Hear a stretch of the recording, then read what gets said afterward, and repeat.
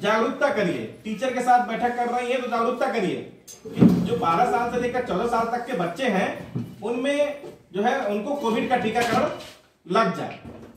ठीक है, ठीक है ना।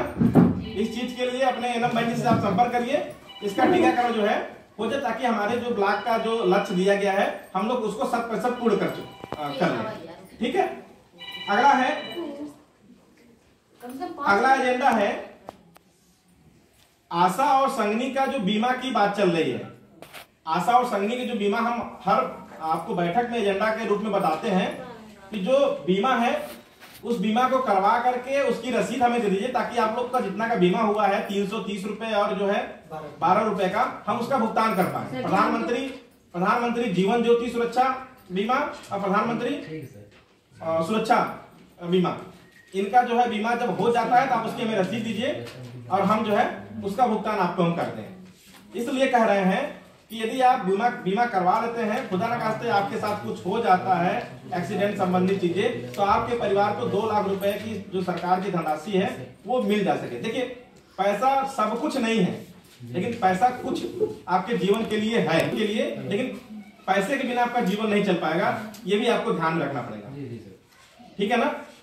तो बीमा अपना करवा लीजिए, ताकि ईश्वर न करे किसी के साथ कुछ होने के बाद आपके परिवार को उसकी धनराशि जो सरकार के द्वारा तय की गई है वो मिल जा सके। ठीक है। अगला, शांत रहिएगा। अगला जो हमारा एजेंडा है वो है आशा डायरी। आशा डायरी अपडेट करना। आशा डायरी तो आप सभी को मिल गई होगी, मिल गई है ना। सर्वे काम चल रहा है। आप अप्रैल महीना में आशा डायरी का सर्वे वाला भाग तो कम से कम आप पूरा कर लीजिए। बाकी योग्य दंपत्ति, टीकाकरण, प्रधानमंत्री मातृ वंदना योजना, पीएमएसएम में जो भाग है, ड्यू लिस्ट इत्यादि, उसको करते रहिए। लेकिन अभी सर्वे इस महीने का कर लीजिए। वो सब छोटे छोटे भाग हैं, आप चाहें तो उसको 1 हफ्ता में कर लेंगे, लेकिन सर्वे के लिए आप इस महीने में उसको पूरा कर लीजिएगा। सर्वे वाला भाग एनसी कॉलम जो है ये पूरा भर लीजिएगा। ठीक है। ये हम चेक करेंगे, हम या चेक करेंगे, चाहे जो भी जाता है विभाग से या अन्य कोई आता है तो वो चेक करेगा। और चेक करने के बाद जो अपना हमें निरीक्षण आख्या देगा, हम उस हिसाब से आपके लिए जो है आपके पास कार्रवाई भी करने के लिए भेजेंगे हम। तो इसलिए आप लोग से रिक्वेस्ट है कि आप इस अप्रैल के महीने में आशा डायरी आप लोग कंप्लीट कर लीजिए। ठीक है। जिनको आशा डायरी नहीं मिला अपने संगनी से संपर्क करके ले लीजिए, सभी को दे दिया गया। ठीक है। अगला है एचबीएनसी का भ्रमण एवं रिपोर्टिंग। एचबीएनसी का भ्रमण कितना महत्वपूर्ण आप लोग जानते हैं ना। होम बेस्ड न्यूबॉर्न केयर, घर पर नवजात शिशु का भ्रमण, ये कितना मायने रखता है उस जो है परिवार के लिए, इसकी महत्व को आप समझिएगा। आप जितने बच्चे आपके गांव में जन्म ले रहे हैं, चाहे वो फैसिलिटी पर या इत्तेफाकन घरेलू प्रसव, उन सभी का जो है आपको 6 और 7 विजिट करनी है। और ये विजिट गुणवत्ता परक करनी है, क्वालिटी वाली विजिट करनी है। ऐसा नहीं कि आप गए पाला छू के चले आए, ऐसा नहीं चलेगा। क्योंकि आपको उस जच्चे बच्चे का ध्यान रखना है। उनको पहला, देखिए, उस जच्चा बच्चा के लिए पहला घंटा, पहला दिन, पहला सप्ताह, पहला महीना और पहला साल बहुत महत्वपूर्ण होते हैं। इसलिए उनका बेहद ख्याल रखना है। विजिट के दौरान उनकी काउंसलिंग करनी है, माता को पूरे कौशल बताने हैं, खतरे के लक्षण देखने हैं, ताकि उस जच्चा बच्चा में किसी प्रकार का इन्फेक्शन और जो है कोई बीमारी उत्पन्न न हो पाए। ठीक है। और कमजोर बच्चे यदि आपको भ्रमण के दौरान मिलते हैं तो उनको एसएनसीयू रेफर करना है। कहाँ रेफर करेंगे? एसएनसीयू रेफर करना है। रेफर के बाद जब वो डिस्चार्ज होकर के गांव में आता है तो उसको फॉलो अप करना है कि उसकी जो है सेहत सही है या नहीं है। ठीक है। थोड़ी सी जो है गड़बड़ की संभावना दिखाई पड़ती है तो आप एम्बुलेंस 102 को फोन करिए और अस्पताल में उसको ट्रीटमेंट के लिए भेजिए। किसी झोला छाप या किसी नीम हकीम के यहाँ उनको भेजने की आवश्यकता नहीं है। जो बच्चों के डॉक्टर हैं, आप कोशिश करें कि आप उन्हीं के पास उस बच्चों को भेजें। ठीक है। ये आप कोशिश करिए। पहले तो नियमित भ्रमण करिए और पूरी भ्रमण करिए। और भ्रमण के दौरान कोई कम वजन वाला शिशु मिलता है तो उनको आप जो है एसएनसीयू के लिए रेफर करिए। ठीक है। अगला है, अभी जो है बात चल रही थी, अभी चुनाव वाले दिन आप लोग को थर्मल स्कैनर मिला था। है ना। थर्मल स्कैनर के लिए आप लोगों ने चेक जमा किया था, तो गड्ढा भरवाना है, कहीं साफ सफाई करवाना है, ये सारी चीजें करवा लीजिए, ठीक है। लेकिन आपको मीटिंग एजेंडा में आपका होना चाहिए। मीटिंग एजेंडा में नहीं होगा तो ये पैसा खर्च करना वित्तीय अनियमितता मानी जाएगी, आप इसमें फंस जाएंगे। स्वच्छता समिति की बैठक, अभी हम बात कर रहे थे कि स्वच्छता समिति का बैठक प्रस्ताव आदि करने के बाद इसको जो है अपने स्वच्छता समिति के अकाउंट में जो पैसे उसको खर्च करना है। स्वच्छता समिति की बैठक प्रत्येक महीने नियमित तौर पर करिए, हर महीने करिए, ठीक है।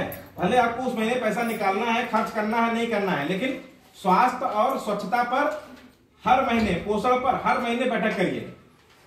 आपको पता है कि आप सचिव हैं, ग्राम प्रधान अध्यक्ष हैं और अन्य लोग सदस्य के रूप में हैं, आंगनवाड़ी और वार्ड मेंबर, महिला पुरुष, ये लोग जो है सदस्य के रूप में हर महीने बैठक करिए, ठीक है। जिस महीने आपको पैसा निकालना है, खर्च करना है, उस महीने प्रस्ताव में बस डाल दीजिए कि इतना रुपया जो है इस कार्य के लिए खर्च करने के लिए निकालना है, तो उस चीज को कर लीजिएगा, ठीक है। लेकिन बैठक आपको स्वच्छता समिति की नियमित करिए, उसमें संगनी को प्रभाग करवाइए, उस गांव में विजिट हो रही है तो अपने एनएम को प्रभाग कराइए और कोशिश करिए कि हम लोग को भी सूचना दीजिए, हम लोग भी आपके स्वच्छता समिति की बैठक में आएंगे, ठीक है।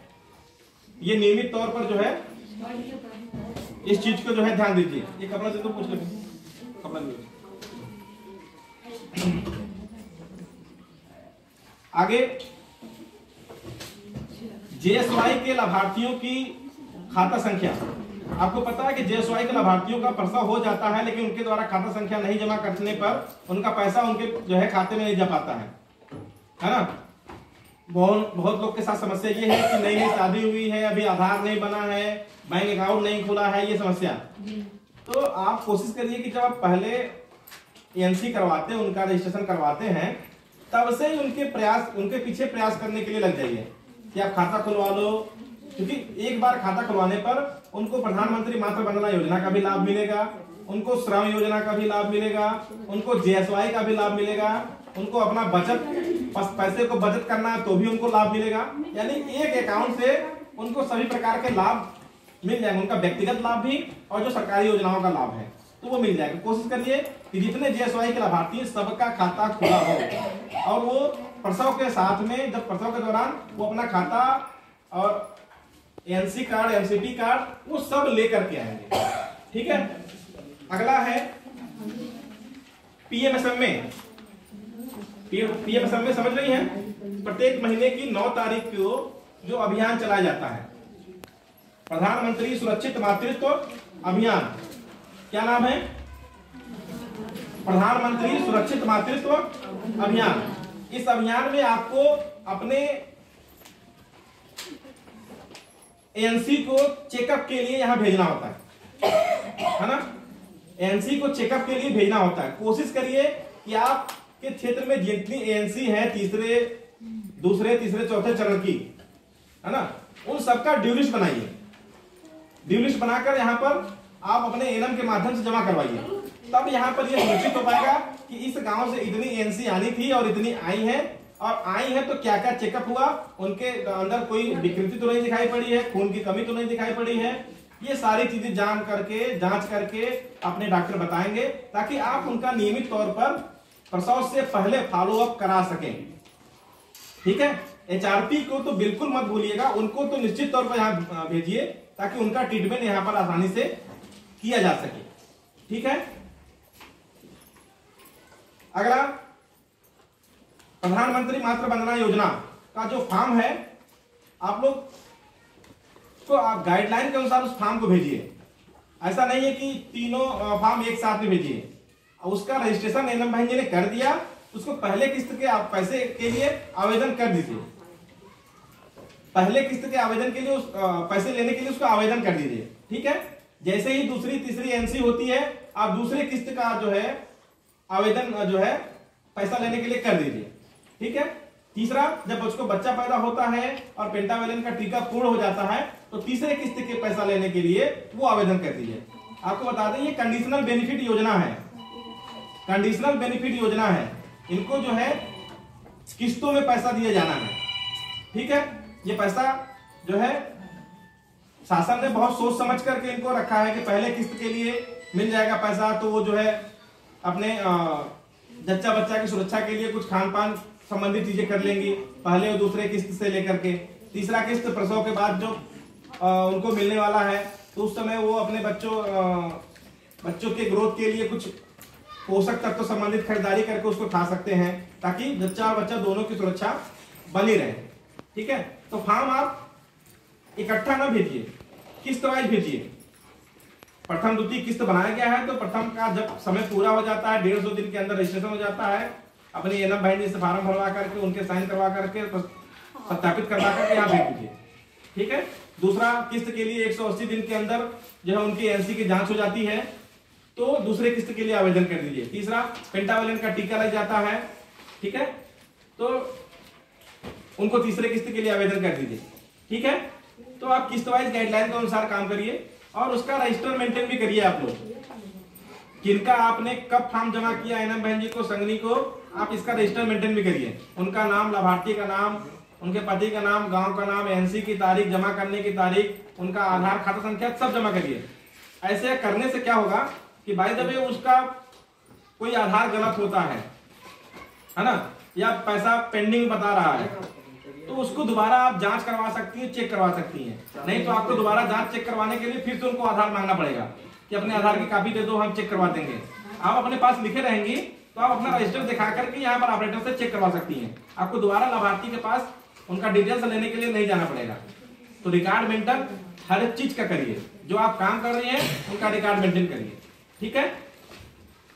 अगला अभी समीम जी बता गए हैं टीबी के मरीजों की जानकारी, है ना, जिनको 2 सप्ताह से ज्यादा खांसी हो रही है। अभी तो एसीएफ चला है, टीबी खोज अभियान चला है, तो उनमें जो मरीज आपको मिले हैं उन मरीजों का जो है यहाँ पर रेफर करिए, उनके बलगम की जांच होगी। यदि उनको टीबी धनात्मक पाया जाता है तो उनका जो है बाकायदा ट्रीटमेंट किया जाएगा उस मरीज का। ठीक है। और किसी को कुछ पूछना है, जानकारी चाहिए तो कृपया पूछिए। ठीक है, ठीक है।